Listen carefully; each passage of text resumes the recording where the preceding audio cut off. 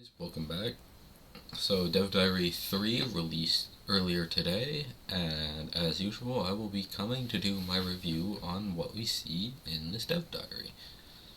I've heard that there is a lot of interesting stuff in here, and, well, we're gonna check it out. I mean, I haven't said everything that those are those, though. Do we want to tell them everything? We weren't specifically looking to fix Payday the Heist or Payday 2. We feel like those games have their own identity. I am Nader Kovacevic, also known as Mio. I am senior game designer here at Starbreeze. On launch, Payday 3 will have 4 difficulties. We have normal, hard, very hard, and overkill. The general intent.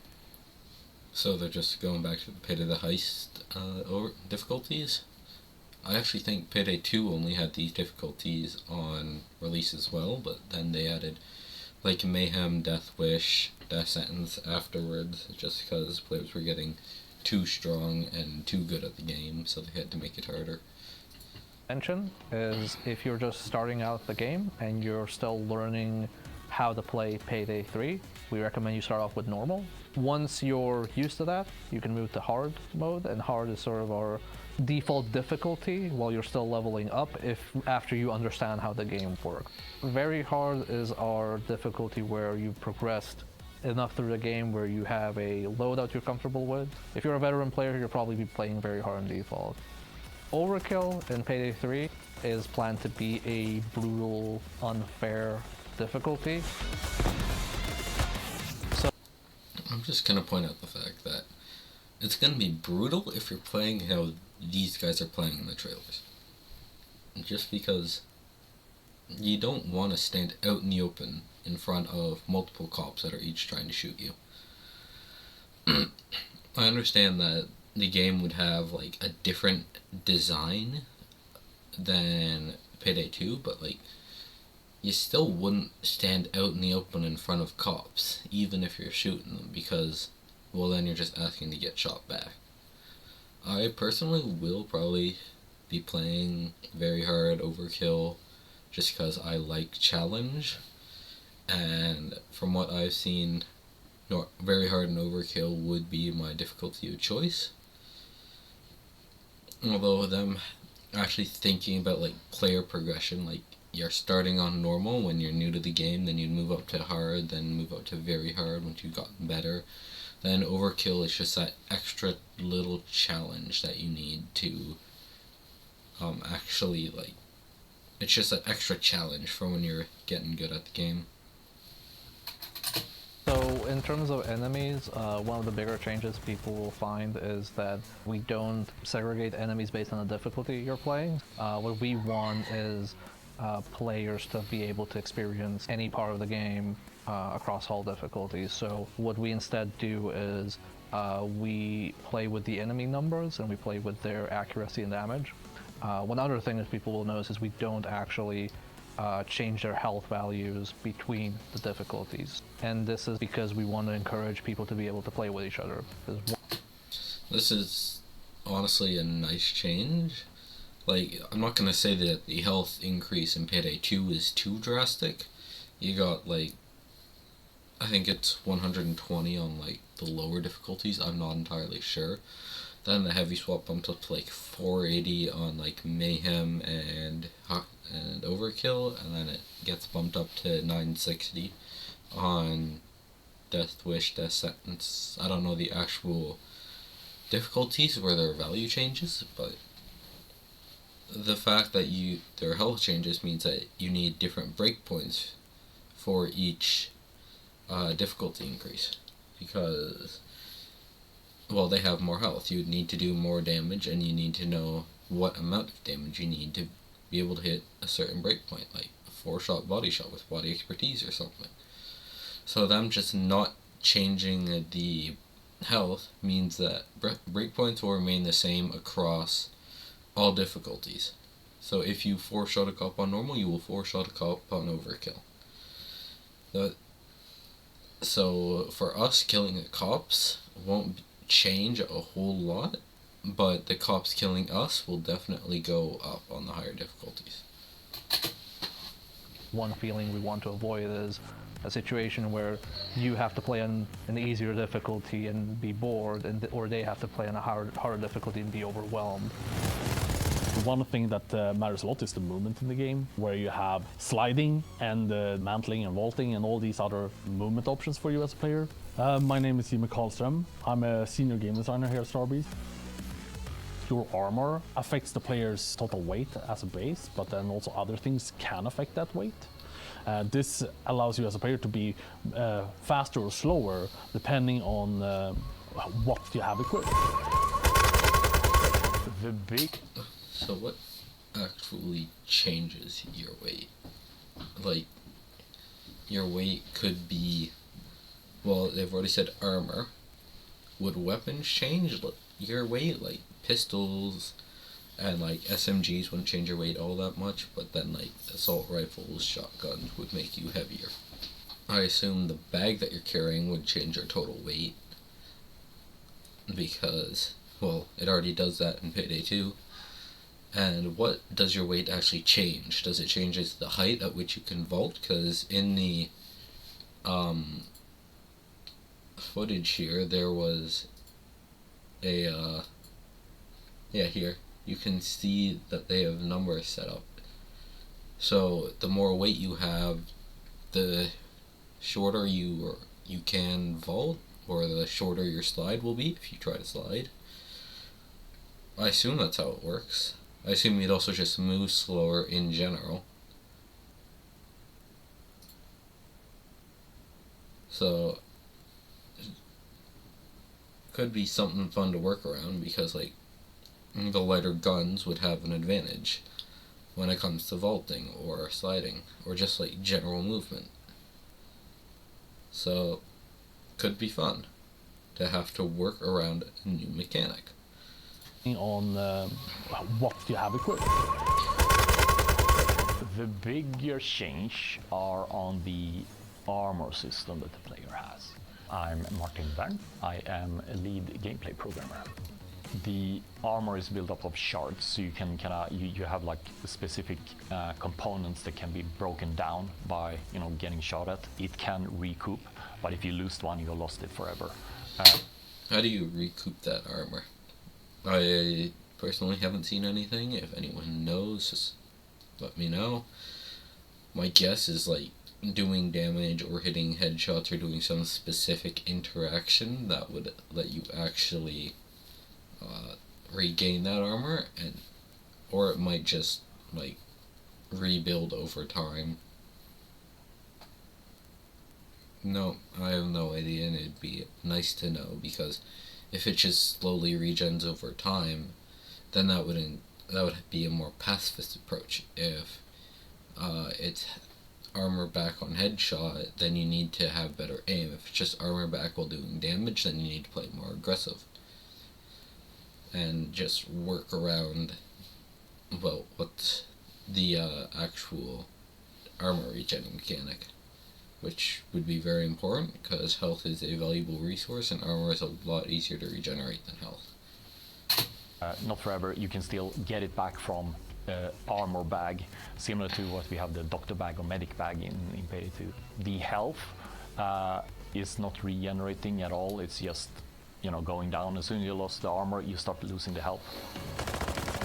So we also have different things affecting different health bars at any time. So for example, your standard enemies, if they shoot you, they will first hit the armor, but certain special enemies will circumvent that. So you can't just rely on stacking armor and not worrying about health. Health is also a resource you need to pay attention to.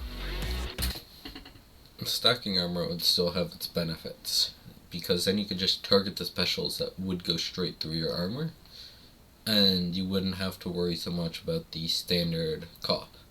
Like heavies and SWATs wouldn't be too big of a deal if you have enough armor, and as long as you target the specials that can go straight through your armor, you would be generally fine having a lot more armor. To go over what's new about enemies, first I just want to explain how we categorize the enemies internally. So we have 3 categories. We have the common enemies, so that's your bread and butter SWAT and heavy SWAT. Then we have what we call the uncommon enemies. Internally, that is the shield and the sniper. And then we have the specials, and they're there to break the pace. Oh, so you lost a respect for the bulldozer. Yeah, in Payday 3 we are upping him again. It's not like it's only getting more health or more spongy. He has a couple of new behaviors as well. I'm looking forward to this. Bulldozers in Payday 2, as I've already said, are a joke. So, having that tank enemy demanding the respect that he needs or deserves would be nice to have back. Payday the Heist, a single bulldozer can wipe the team. In Payday 2, you're still more scared of a heavy SWAT, apart from specific situations, than a dozer. So, if they can bring back a more Payday the Heist style of bulldozer, that would definitely be a good addition. And make the game a lot more interesting. That might surprise the players. One of the behaviors is the Bullrush. You might stand there, shoot at him, you might be ignoring him, looking in a different direction, and then... That dozer taunt was really cool. You might stand there, shoot at him, you might be ignoring him, looking in a different direction, and then he just can decide to Bullrush you. And that will, tackle you, make you immobile for a while. Same thing if you get too close to him. If you walk up to him, he will kick you. I mean, the respect for him should be back in Payday 3. This is true for a dozer, but also true for all our specials. If you really, really, really hate a certain special, you can build something that basically deletes them for you from the game. So if you really hate the dozer and you never want to see a dozer again, you can have a build that consistently 3-shots the dozer, but you will be weaker in other aspects of the game. I don't see the downside of being able to 3-shot a dozer. If you can 3-shot a dozer, chances are you can at least 1-shot all the other enemies. Like, you might be lacking on, like, health or armor or, like, the actual, like, objective, but you would be able to decimate all the actual, like, cops, which would be fun. And this is where it goes into playing with your friends, right? You can be the dozer deleter, or one of your friends then can be the squad deleter. It's all about cooperation and trying to find a way through the heist together. So the Nader is a new enemy type. He has a bunch of gas grenades on him and flashbangs, so he will take the gas grenade and throw it where the players are, and this will create a gas cloud that exists for a certain amount of time. While you're in that cloud, you cannot sprint, and you will take damage over time directly to your health. The fact that it goes directly to your health is interesting, because you can't just use armor to kind of just push through it. You're going to be wasting health if you try to push through it or get caught inside of it. So this guy seems like he could be really dangerous if he gets like a good gas shot. It's very similar to how he used to be. We have made some smaller changes to how the stun works. You will have first a partial stun where you can still shoot back and move your aim and try to free yourself.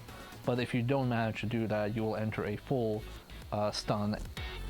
Cloakers have had a really big update. I would argue that they've gotten the most love, even though they don't deserve it because nobody likes cloakers. We want the cloaker to feel like a bully, so he now has 2 nightstick bracers. If you leave a deployable unattended and he walks past it, he will melt it with a bottle of acid because he's a toxic person like that. Cloaker's back, and he's just going to be, as they said, a bully.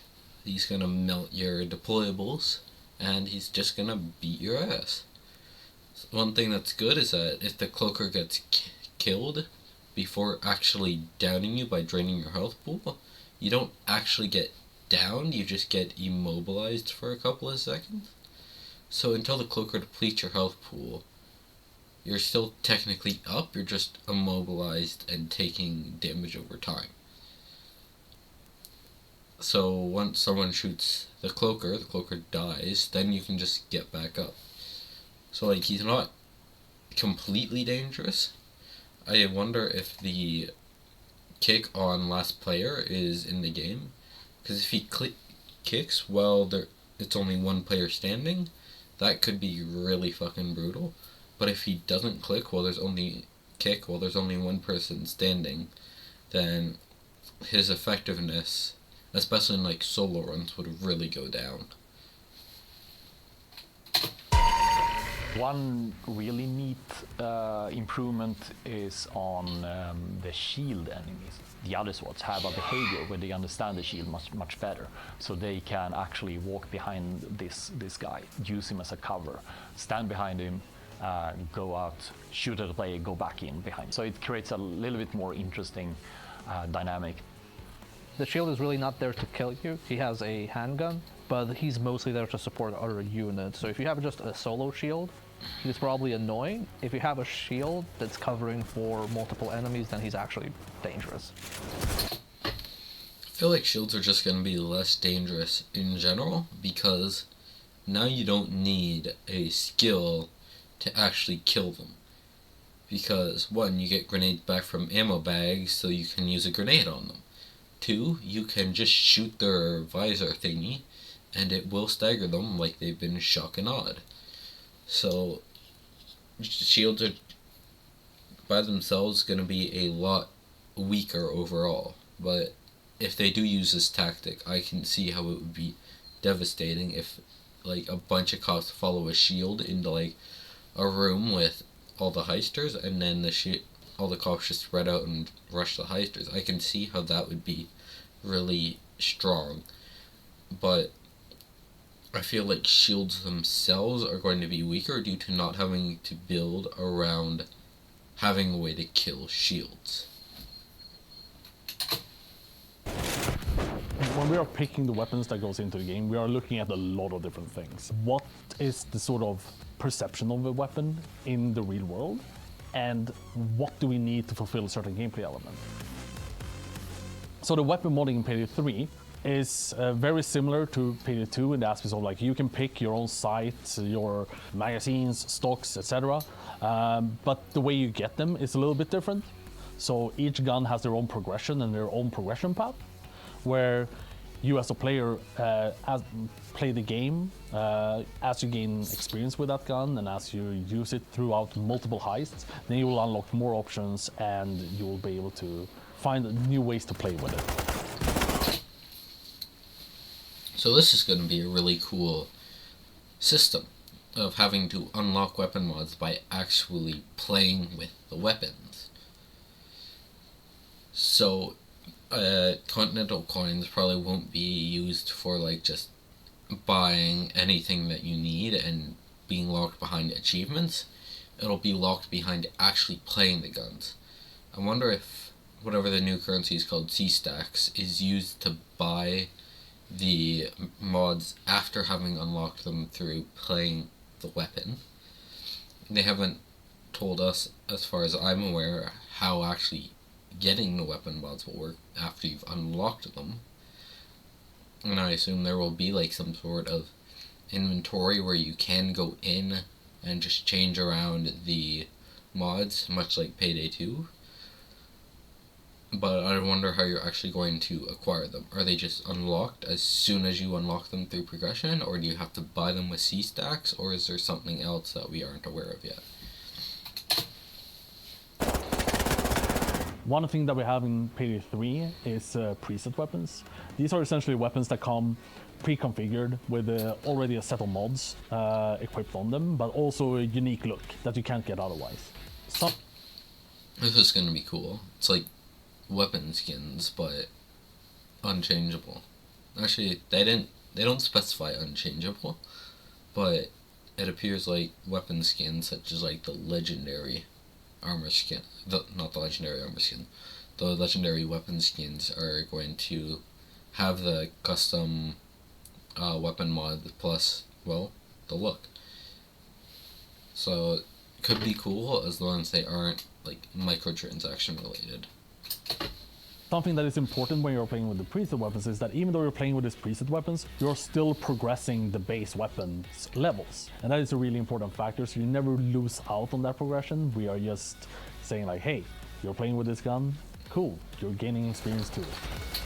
This is really nice. Just being able to always be gaining experience towards the gun that you're using. I wonder if there's like a max level for the gun, or if you just get experience forever and then once like new mods or something come out, any overflow experience you have will be just automatically used, or if you have to like actually go back and unlock those new mods with no overflow experience. And I wonder if there's be like a level cap to the weapons. Like, is there at some point you just stop leveling up the weapons because you've already unlocked everything? Or do you just keep going and see how high the level gets? So the overkill weapons in the game, they are essentially your big power-up. It's something that you gain progress toward during a heist when you are completing objectives. And then as you gain this progress, at some point then later, you can call in your overkill weapon. This is something that is supposed to be a real power upgrade for you and help you get out of that sticky situation. We have a recoil system that is a spray pattern. So the overkill weapons actually do look really strong. I feel like the sniper would have a slight advantage over the piglet unless they managed to fix like explosions. Because in Payday 2, explosions and grenades will sometimes just not occur because of desync. And like, while the grenade launchers are good, the piglet itself is really not that good just due to its long reload. And snipers have always just been better. So I feel like the sniper would be better. Also, can we take a moment to look at this? The explosion isn't appearing through the sight itself. Like, you're looking through the sight and there's very clearly an explosion happening here, but you don't see it through the sight. So that's a rendering error on their side. Situation. We have a recoil system that is a spray pattern and a gun kick based system that allows you to essentially control your recoil in certain aspects, but there are always a little bit of randomization that you can't control. But with that said, you can learn and master the spray patterns and find a weapon that really suits your personality and what you want to play with. It's not about finding a specific breakpoint in a game where you want to reach a specific stat number, as in Payday 2 necessarily. Instead, it's about what you enjoy in your combat situations and how you want to engage with it. But that's honestly just a nice aspect, being able to get really good at a specific weapon. I see both upsides and downsides. Upsides, you'd get really good with that weapon after playing with it for 300-400 hours. You'd know how it works. But at the same time, it discourages variety, because then you have to get used to a whole different weapon. So chances are you would just play the weapons until you find the one that you like, and then you wouldn't play anything else just because you know how to use that gun and not any other. So there's both upsides and downsides to how they do this new system, and we're just going to have to see whether upsides or the downsides come out on top. So there are a couple of different gadgets. You have ECM jammer that blocks the enemy to alert. It also blocks cameras. You have a mini camera that you can place, and then you can at any time view through these cameras. The idea is obviously that you as a team equip different ones and you get different possibilities within the heist. I believe we have created a really good foundation. I think it's a good first step. I would like the community to explore the opportunities of Payday and how the different ways you can approach a heist, and also how their choices in the game, both when it comes to loadout and their actions, actually has an impact. I would like to see players complain about their hatred towards the enemies. I wonder what he means by this. Like, does he want us to hit enemies he made? Does he want us to have respect for the enemies he made? Does he just want us to complain about the game? This comment just kind of doesn't make a whole lot of sense.